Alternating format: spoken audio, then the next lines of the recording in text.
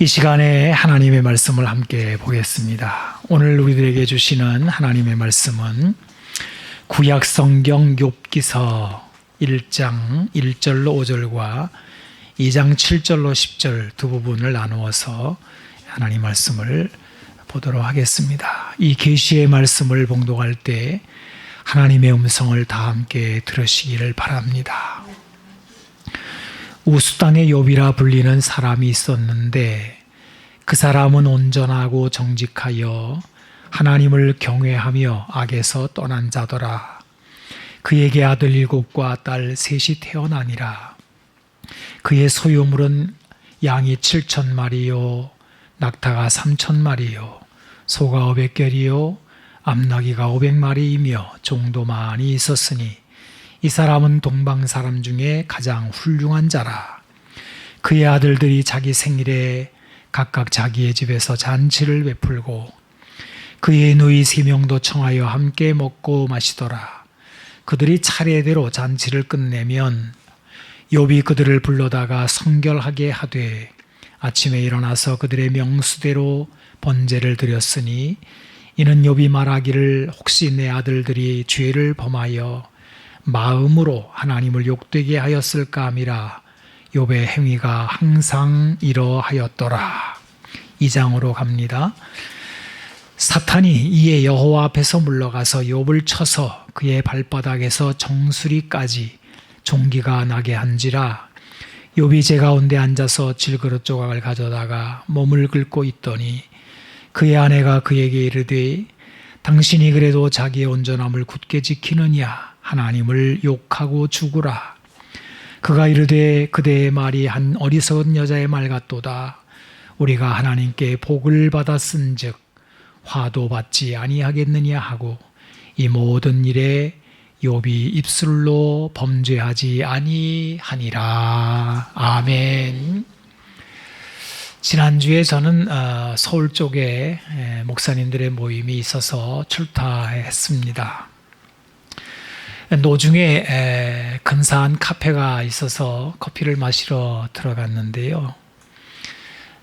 조용한 시간에 그 카페 주인과 이런저런 이야기를 하게 되었습니다. 이번 폭우에 요 아래 펜션에서 산사태가 나서 일가족 3명이 한순간에 참변을 당했다는 소식을 카페 주인이 이야기를 하면서 이 슬픈 소식에 자기 카페에는 음악도 틀지 않는다라고 이야기를 하면서 참 착한 사람들이었는데 불쌍한 사람들이었는데 라고 이야기를 하는 겁니다. 60대 어머니와 30대 딸 그리고 어린아기가 끔찍한 병을 당한 것입니다. 카페를 나와서 내려가다가 현장을 지나치게 되었습니다. 아수라장이 되어 있는데요. 이럴 수가 있을까? 그런 마음이 제 마음에 들었습니다. 여러분, 우리가 사는 이 세상에는 이런 일들이 수시로 일어납니다. 재앙이 다른 사람들에게 일어났을 때 우리는 관전하듯이 살아가다가 자신에게 불행한 일이 들이닥치게 되면은 왜 나에게 이런 일이 일어날까 하고 묻게 됩니다. 아주 오래전 우스 땅에 욥이라고 하는 인물이 살았다라고 오늘 본문은 이야기를 열고 있습니다. 욥의 이야기는 복과 화를 아우르는 삶에서 우리 인생이 어떤 질문을 하게 되는지를 보여줍니다. 우선 우리는 욥이 어떤 복을 받았는지 하는 그 복을 먼저 보게 되는데요. 자녀가 10명이었다. 10명이다 그래요.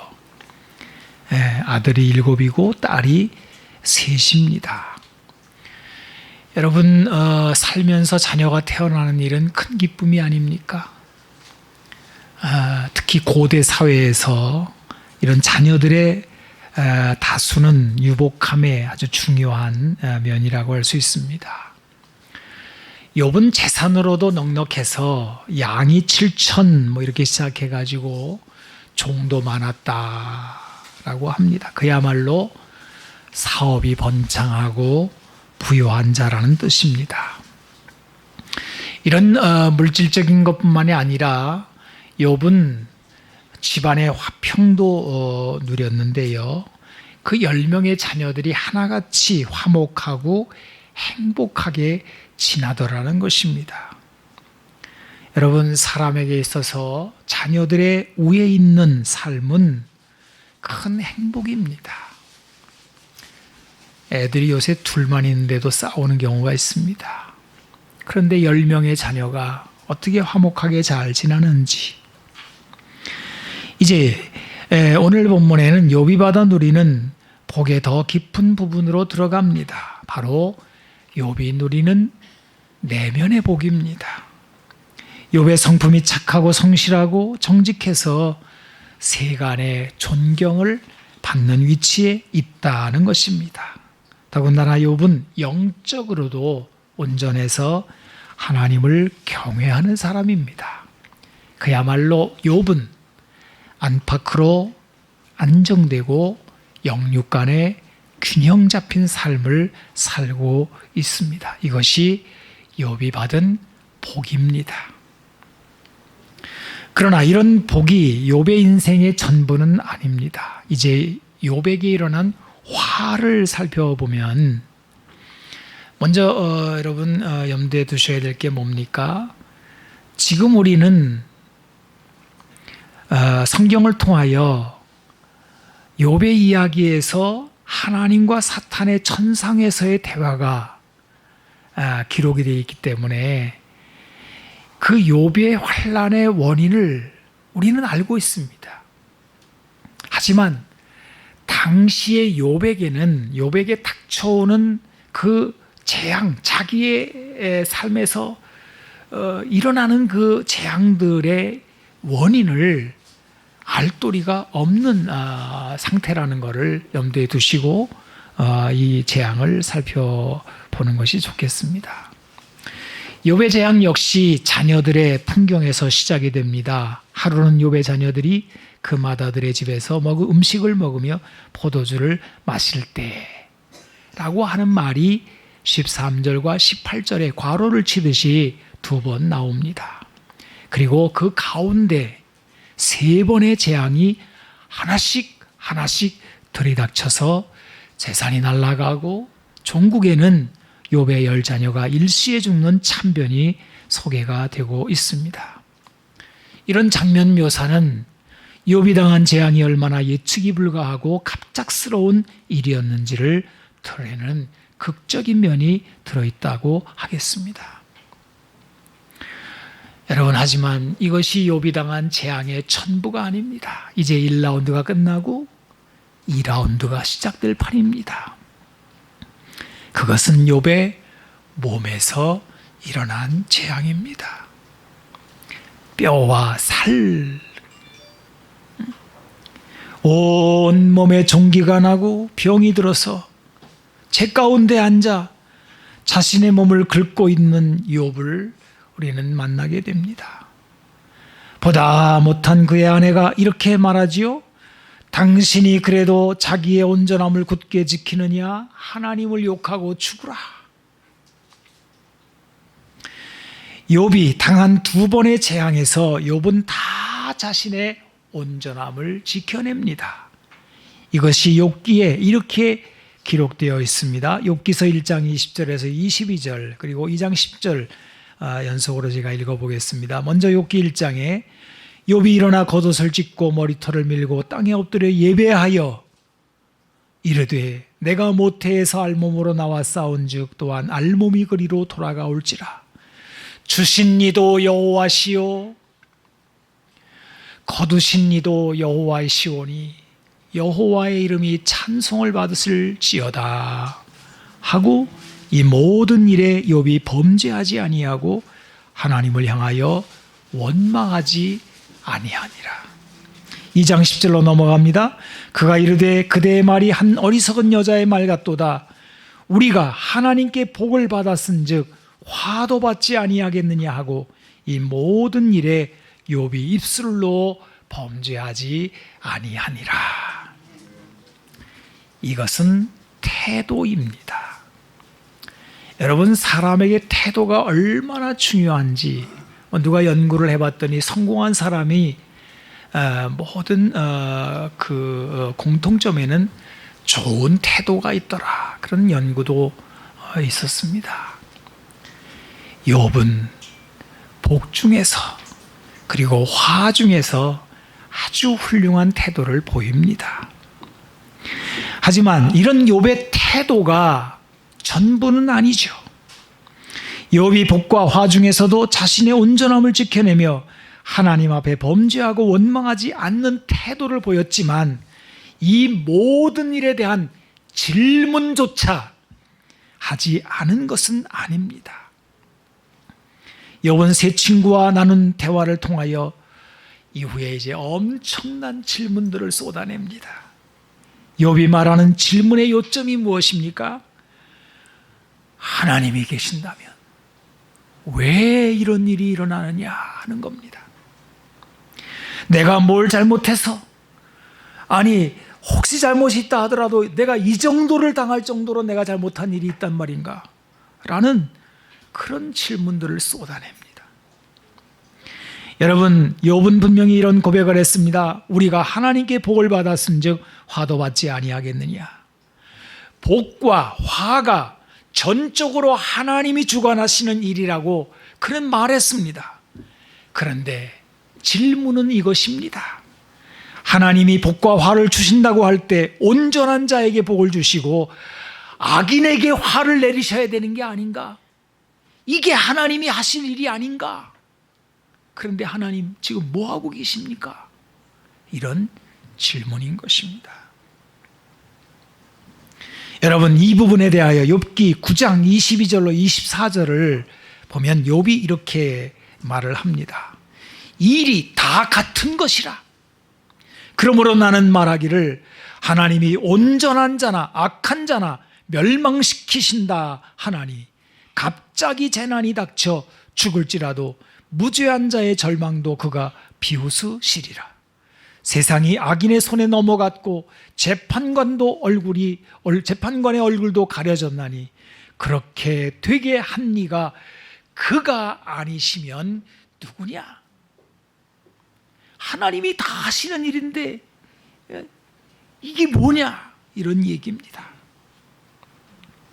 욥은 자기 자신을 사례로 하여 왜 온전한 자가 악인처럼 이렇게 화를 당하고 이렇게 재앙을 만나느냐 묻고 있는 것입니다. 이것이 하나님이 하신 일이 아니시더냐를 묻고 있습니다. 그래서 그는 결사적으로 하나님을 찾습니다. 하나님, 좀 만납시다. 어디 계십니까? 좀 나와보시라고, 대답 좀 해보시라고 찾습니다. 욥기는 이렇게 엄청난 질문을 쏟아내고 있는 책입니다.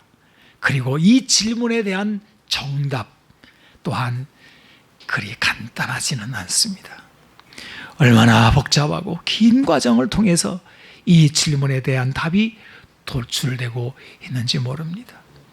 여러분, 욥기서를 보시면 자그마치 장장 42장입니다.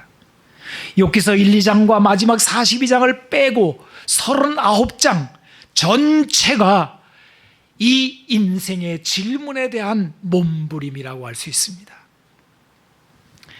우리 인생은 질문하는 존재입니다. 요즘에는 우리 학부모들이 어떻게 하는지 모르겠습니다만은 예전에는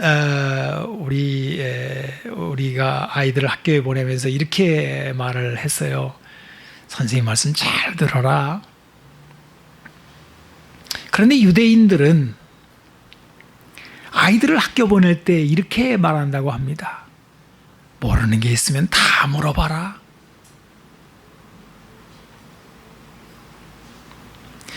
모든 훌륭한 사람들은 질문하는 사람들이었습니다.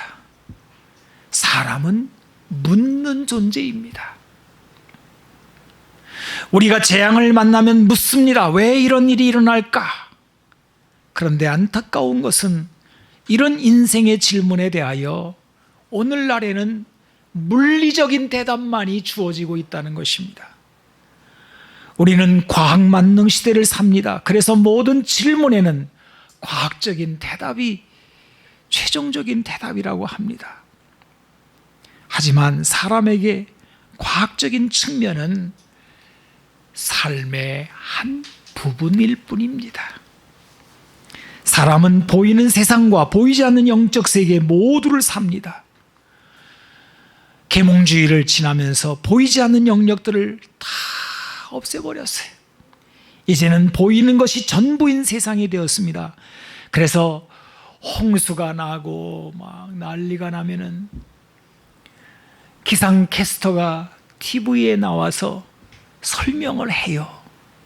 그런데 뭐 여러 가지 설명을 해도 제 귀에는 그냥 한마디로 늘 들리더라고요. 고기압, 저기압, 끝. 뭐 다른 얘기가 뭐 더 있습니까? 혹은 건물이 무너지거나 물이 차오르면 인재라는 말을 씁니다. 혹시 사람이 잘못한 것으로 발생한 재앙은 아닌지를 묻고 대답하는 것입니다. 중요한 통찰일 것입니다. 근데 그게 다예요. 모든 세계의 하나님을 부정하고 영적인 것들을 잘라낸 끝에 사람들은 많은 것을 묻지만 그 대답은 보이는 영역이 전부인 세상이 되어버린 것입니다. 그러다 보니 질문만 있고 대답은 부족해졌습니다. 대답할 사람들조차 찾아보기가 어려워졌습니다. 인생의 대답을 듣지 못한 사람은 의심과 불안과 분노 가운데 살아가게 됩니다. 이게 오늘을 살고 있는 우리들의 모습인 것입니다. 여러분, 여기에서 우리는 한 인물을 좀 생각해 보려고 합니다. 바로 요셉입니다. 창세기에 보게 되면 요셉은 근심에 사로잡힌 두 사람을 만나게 되죠. 바로 애굽의 두 관원장입니다. 요즘으로 말하면 장관급 인사들을 만나게 됐는데요. 이 두 사람이 꿈을 꾸었는데 막 근심에 빠지는 거예요. 여러분, 이 부분에 대해서 성경을 읽어보겠습니다. 창세기 40장 5절로 8절을 제가 읽어보겠습니다. 옥에 갇힌 애굽 왕의 술 맡은 자와 떡 굽는 자 두 사람이 하룻밤에 꿈을 꾸니 각기 그 내용이 다르더라. 아침에 요셉이 들어가 보니 그들에게 근심의 빛이 있는지라. 요셉이 그 주인의 집에 자기와 함께 갇힌 바로의 신하들에게 묻되 어찌하여 오늘 당신들의 얼굴에 근심의 빛이 있나이까? 그들이 그에게 이르되 우리가 꿈을 꾸었으나 이를 해석할 자가 없도다. 요셉이 그들에게 이르되 해석은 하나님께 있지 아니하니까 청컨대 내게 이르소서. 여러분, 이 말씀을 보십시오. 우리가 꿈을 꾸었으나 이를 해석할 자가 없도다. 그런데 요셉은 대답합니다. 해석은 하나님께 있지 않습니까? 여러분, 이것은 개인사예요. 나중에는 바로 왕이 꿈을 꿉니다. 국가의 중대사에도 대답은 하나님께 있지 않느냐 하는 것이 요셉의 이야기입니다. 다니엘서를 보겠습니다. 여러분, 다니엘서 1장 17절을 가보시면 하나님이 이 네 소년에게 학문을 주시고 모든 서적을 깨닫게 하시며 지혜를 주셨으니 다니엘은 또 모든 환상과 꿈을 깨달아 알더라. 자, 여기 세 가지가 등장하죠. 학문이 나오고 지혜가 나오고 그 다음에 모든 환상과 꿈이 나옵니다. 여러분, 학문이라고 하는 게 뭡니까? 이건 뭐 오늘날 뭐 너무 많죠. 과학만능의 시대이니까 학문은 가득합니다. 모든 서적으로 깨달을 수 있는 것들입니다. 이 세상의 모든 물리적인 지식들이 여기에 해당될 것입니다. 그러나 또 하나 있습니다. 지혜라는 것이에요. 지혜가 무엇입니까? 함께 아파하는 거예요. 참아내는 것입니다. 다 지혜의 영역들이죠. 정신적인 영역에서 다뤄지는 것들입니다. 그러나 더 중요한 것이 있습니다. 다니엘에게는 그것이 있었다는 거예요. 뭐예요? 모든 환상과 꿈. 이 환상이라고 번역된 단어는 영어로 말하면 비전이에요. 비전. 그리고 드림. 비전과 드림이 얼마나 중요한 단어들인지 몰라요. 만약에 사람에게 있어서 이 비전과 드림, 이것을 빼버리면 여러분 뭐가 남겠습니까? 뭐 동물하고 다를 게 뭐 있습니까? 그런데 비전은 하나님께로부터 오는 것을 말하는 거예요. 바로 영적인 영역인 것입니다. 이 세 가지가 다 다뤄져야 하고 다 있어야 인생의 질문들에 대한 대답이 온전해지는 것입니다. 그래서 사도 요한은 이렇게 복을 빌잖아요. 요한 3서 2절에 보게 되면 유명한 요절의 말씀입니다. 사랑하는 자여, 내 영혼이 잘됨 같이, 그 다음에 뭐예요? 내가 범사에 잘되고 강건하기를 내가 간구하노라. 요즘에는 범사만 있어요. 영혼이 잘되는 걸 찾아보기가 어렵다고요. 우리는 우리 인생의 복과 화를 만나는 지점에서 다니엘처럼 세 가지 영역에서 이 사건들의 모습을 살펴보아야 합니다. 물리적으로는 고기압, 저기압이 어떻게 움직이는가를 관찰해야 되겠죠. 이 부분에 대해서 더 많은 발전들이 물론 있어야 합니다. 또 사람들의 지혜 영역에 있어서는 무엇이 필요합니까? 같이 아파하고 같이 나누고 참아내고 서로를 격려하고 공동체를 세우는 일들이 필요하겠죠. 그리고 하나님이 주시는 영적인 영역에서의 대답은 무엇입니까? 오늘 욥기서가 이것을 이야기해 주고 있습니다. 여러분 욥은 질문했다고 그래요. 아까 제가 말씀드렸지만 이건 태도와는 또 다른 영역입니다. 어떤 사람들은 태도와 질문을 구별하지를 못해서 질문조차 하지 못하게 만드는 경우가 있어요. 그래서 그냥 무조건 믿으라고, 교회 오게 되면 질문하지 말라고 그러는데 그건 그렇지는 않습니다. 여러분 그 욥을 보십시오. 욥은 그 태도가 경건 그 자체입니다. 그래서 욥은 복 중에도 예배, 화 중에도 예배합니다. 욥기서 1장 20절을 보게 되면 욥이 일어나 겉옷을 찢고 머리털을 밀고 땅에 엎드려 예배했다 그래요. 이 태도지요. 하지만 욥은 질문도 합니다. 아주 끈질기고 격렬하게 질문합니다. 이 질문은 매우 중요한데 그것은 바로 대답을 찾기 위한 과정이기 때문입니다. 그래서 신앙에 대하여 질문하고 회의하는 것은 나쁜 게 아니에요. 믿음으로 가는 과정인 것입니다. 가끔 이렇게 교회 와가지고 막 갈등하고 힘들어하고 이런 사람들한테 야단치고 그러지 마시고요. 잘 들어주시고 대답을 하나님께 구하고 같이 또 대화하고 그러는 가운데서 믿음이 자라가면서 온전해지는 것이거든요.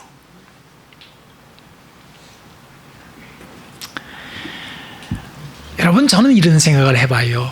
욥이 복을 많이 받은 평범한 삶, 평범하다고는 좀 이상하지만은 환란이 없을 때에 늘 욥은 예배하고 하나님을 찾았어요. 그런데 역설적으로 욥의 인생에서 가장 격렬하게 하나님을 찾을 때가 언제였을까? 생각해 보면 환란 때입니다. 이건 우리도 마찬가지 아닌가요? 여러분 평소에 하나님 생각하고 사세요? 잘 될 때 하나님 생각합니까? 근데 우리가 너무 힘들고 어려울 때는 나도 모르게 내 입에서 하나님, 주여.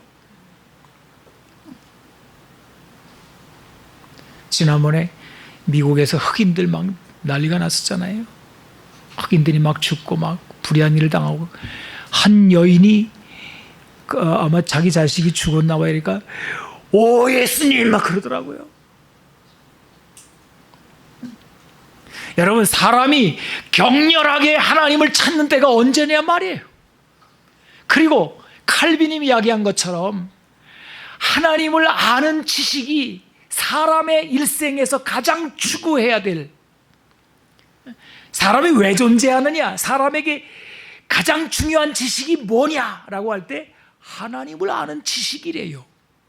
근데 하나님에 관한 진리에 도달할 수 있도록 하는 게 뭐더냐, 언제 하나님을 찾더냐라고 할 때 이건 환난이에요. 자, 그러면 바로 이 부분을 생각해 보겠습니다. 그럼 욥이 묻는 질문이 무엇입니까? 바로 온전한 자가 왜 망하느냐는 것입니다. 악인이 망해야 하는데 왜 온전한 자가 재앙을 당하고 화를 당하느냐 하는 거예요. 여기에서 중요한 단어를 살펴보겠습니다. 바로 온전이라는 단어입니다. 여러분, 이 온전이라는 단어가 구약 성경에 한 13번쯤 나온다고 하는데 이 욥기서에만 10번 정도가 나오니까 그냥 욥기서가 다 다루고 있다고 해도 과언이 아닐 정도입니다. 여러분, 욥기서 1장 1절부터 보시면 우리 같이 한번 읽어보세요. 우스 땅에 1절입니다. 자, 시작. 우스 땅에 욥이라 불리는 사람이 있었는데 그 사람은 온전하고 정직하여 하나님을 경외하며 악에서 떠난 자더라. 자, 그 다음에 1장 8절로 가보시면 하나님이 욥의 온전에 대해서 이렇게 말씀하십니다. 이건 제가 읽어볼게요. 여호와께서 사탄에게 이르시되 네가 내 종 욥을 주의하여 보았느냐? 그와 같이 온전하고 정직하여 하나님을 경외하며 악에서 떠난 자는 세상에 없느니라. 이게 2장 3절에도 똑같이 나오죠. 그러더니 이제 욥의 아내가 또 이 부분을 거론하는데 욥기서 2장 9절입니다. 당신이 그래도 자기의 온전함을 굳게 지키느냐? 하나님을 욕하고 죽어라. 자, 그러니까 욥에 대해서 이야기할 때는 항상 뭐가 나와요? 온전한 사람, 이런 말이 나와요. 그런데 욥은 바로 그 부분에서 고민과 갈등을 겪는 것입니다. 내가 온전한들 뭔 소용이더냐 하는 거예요. 세상에서 온전한 자라고 악인보다 나은 게 뭐더냐? 9장에 가서 얘기해요. 온전한 자가 오히려 조롱거리가 되었구나라고 12장에 가면 이야기합니다. 그러므로 욥의 고민, 욥의 질문, 욥기서의 주제는 바로 온전한 자가 당하는 화에 대한 질문이라고 볼 수 있습니다. 자, 그러면 이 온전이라고 하는 이 말은 무슨 뜻입니까? 지금 여러분이 가지고 있는 성경에는 온전이라고 되어 있습니다만 옛날 번역에서는 순전이라고 되어 있어요. 온전이나 순전이나 좀 아리송한 알 것 같기도 하고 좀 뭐지 이런 생각이 드는데 히브리어 구약 성경의 원어로는 타맘이라는 단어입니다. 근데 여러분, 이 타맘이라는 단어를 우리말로 온전이라고 번역을 했는데 이 번역한 말에는 좀 오해할 수 있어요. 이게 왜 그러냐 하면은 실수함이 전혀 없이 아주 완전하다, 완벽하다 이런 이미지가 좀 있기 때문에 욥은 실수를 하나도 하지 않고 완전하게 살았다는 뜻인가 봐, 이렇게 생각하기 쉬워요. 물론 이 단어가 훌륭한 도덕적인 모범을 배제하는 것은 아닙니다. 하지만 요점은 완벽한 행실에 있는 것이 아니라 하나님과 함께 사는 사람의 삶을 말하는 단어라는 거예요. 이 탐함이라고 하는 단어는 하나님을 모시고 사는, 하나님을 의식하고 사는 사람이라는 뜻입니다.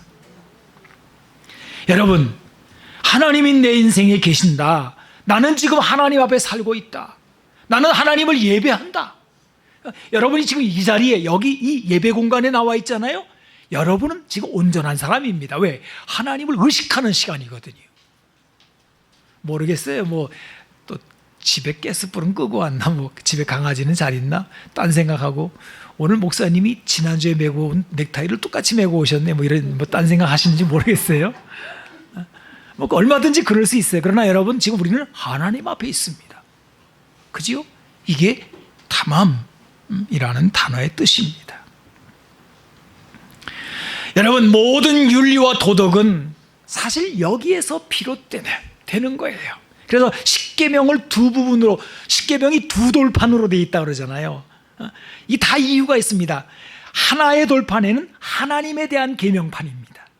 그리고 또 하나의 계명판에는 살인하지 마라, 간음하지 마라, 도둑질하지 마라, 거짓말하지 마라, 탐욕, 이런 윤리적인 계명의 판이 나와요. 근데 앞에 판이 있어야 뒤에 판이 된다는 거예요. 인간은 절대로 완벽할 수 없습니다. 실수가 없는 게 인간은 아닙니다. 그러나 하나님 앞에 살 수는 있습니다. 이것이 욥기서가 말하는 온전이라는 단어예요. 여러분, 이 창세기에 보게 되면 이 온전이라는 단어를 세 사람에게 적용을 했어요. 첫 번째 나오는 사람이 누구 계세요? 노아입니다.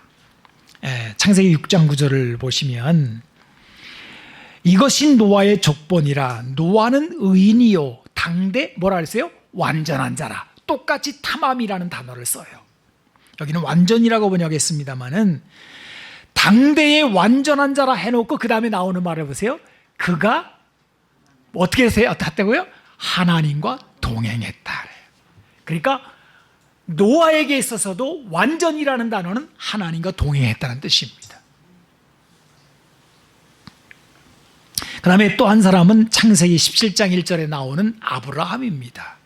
자, 읽어보겠습니다. 아브라함이 99세 때 여호와께서 아브라함에게 나타나셔서 그에게 이르시되 나는 전능한 하나님이라 너는 내 앞에서 행하여 완전하라.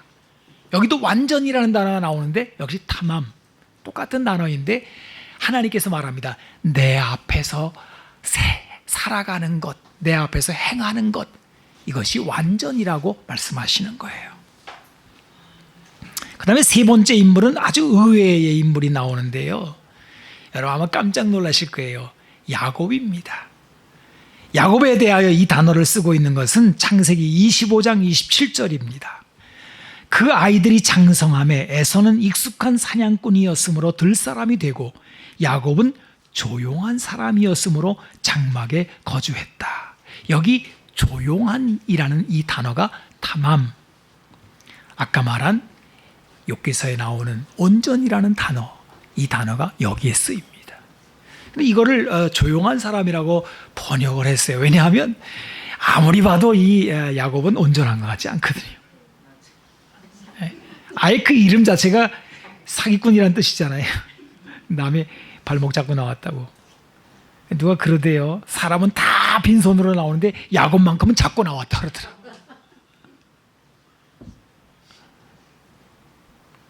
여러분, 우리는 야곱이 문제가 많은 사람이라고 생각합니다. 특히 그는 속이는 사람입니다.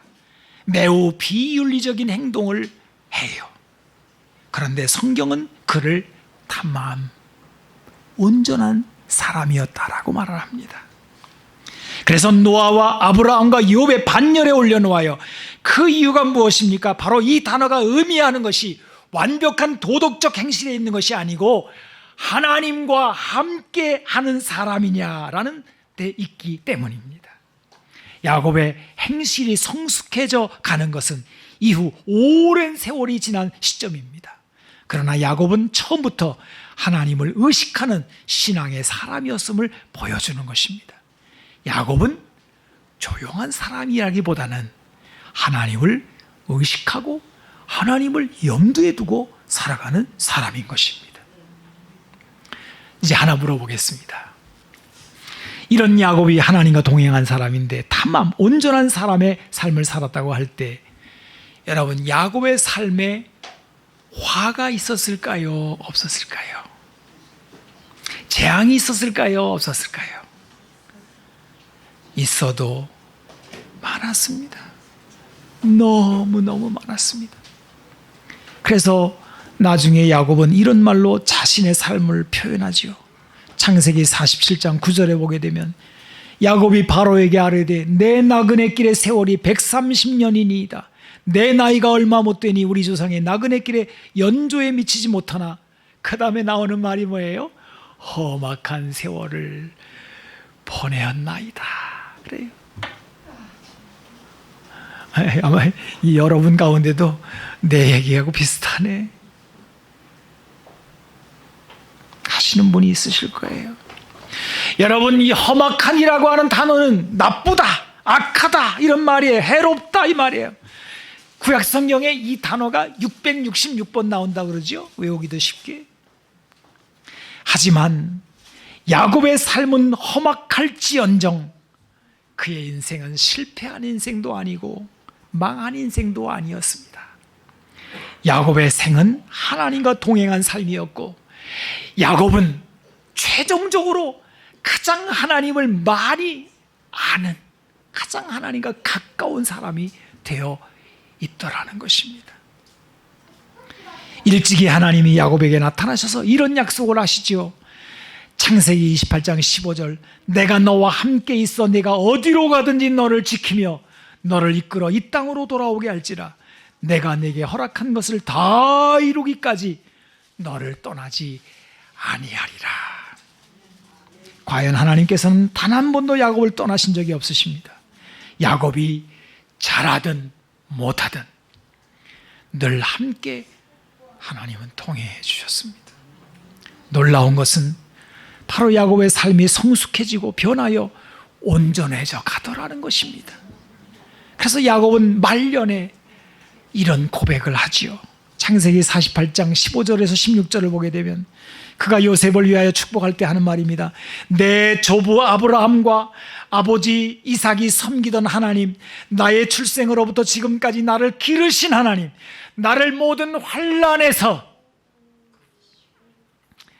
건지신 여호와께서, 여호와의 사자께서 이 아이들에게 복을 주시오며 이들로 내 이름과 내 조상 아브라함과 이삭의 이름으로 칭하게 하시오며 이들이 세상에서 번식되게 하시기를 원하나이다.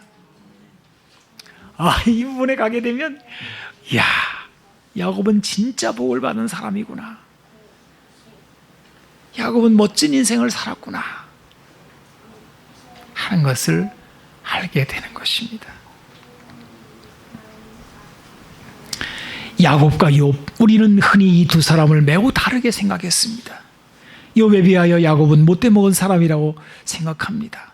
하지만 이 둘의 공통점이 있었으니 바로 하나님 앞에서 산 사람들이라는 것입니다. 그리고 또 하나는 둘 다 감당할 수 없는 인생의 질곡을 겪었다는 것입니다. 야곱은 사랑하는 아들을 잃었다고 들었을 때 이뤄받지 못할 슬픔에 빠졌다고 성경은 전합니다. 아마도 욥이 10자녀를 한꺼번에 잃었을 때 이런 슬픈 마음이 아니었을까요? 이 두 사람이 하나님 앞에서 몸부림을 합니다. 야곱은 하나님을 붙들고 씨름도 합니다. 욥은 자기 생일을 저주하며 하나님 어디 계시냐고 울부짖습니다. 이렇게 질문을 쏟아내며 인생의 정답을 찾아 나간 것입니다. 그 정답은 무엇입니까? 바로 하나님을 아는 진리에 이르르는 것입니다. 재앙이 많은 세상에 살면서 우리는 하나님 앞에 서 있습니까? 하나님 앞에 온전한 삶입니까? 아무리 환난이 크고 두려워도 하나님 없는 인생은 상상할 수 없음을 우리는 고백하고 있습니까? 그리하여 원수마귀가 최종적으로 목적하는 바, 그게 뭐였지요? 틀림없이 이렇게 하면, 이런 어려운 일을 당하면 주를 향하여 욕하지 아니하겠나이까? 하나님을 향하여 돌아서지 않겠습니까? 이걸 욥기서에 2번이나 마귀가 말하잖아요. 거기에 대하여 일침을 놓는 온전한 삶을 살고 있느냐는 것입니다. 온전한 자 욥, 온전을 지켜낸 자 욥. 여러분, 이 온전한이라는 단어가 아주 의외의 장소에서 또 하나 발견이 됩니다. 그것은 성경이 사랑의 노래라고 하는 아가서입니다. 아가서는 하나님과 그의 백성 간의 사랑을 노래한 노래라고 해석을 합니다. 거기에 남자로 나오는, 신랑으로 나오는 하나님을 대변하는 그 입에서 나오는 말이 이렇습니다. 그 여인을 향하여 쏟아내는 말이 이렇습니다. 아가서 6장 9절입니다. 내 비둘기, 내 완전한 자는 하나뿐이로구나. 여러분, 하나님은 우주 만물을 창조하시고 이 우주 만물에 어마어마한 것들이 얼마나 많습니까? 그런데 내 완전한 자는 하나뿐이로구나 라면서 우리를 향하여 미소 지으시고 기뻐하시는 것입니다. 기도하겠습니다. 주님, 너무 환난이 많은 세상에 우리가 살고 있습니다. 지금까지 만난 환난만도 감당하기 어려운데 또 다른 환난이 어떻게 닥쳐올지도 우리는 알 수 없습니다.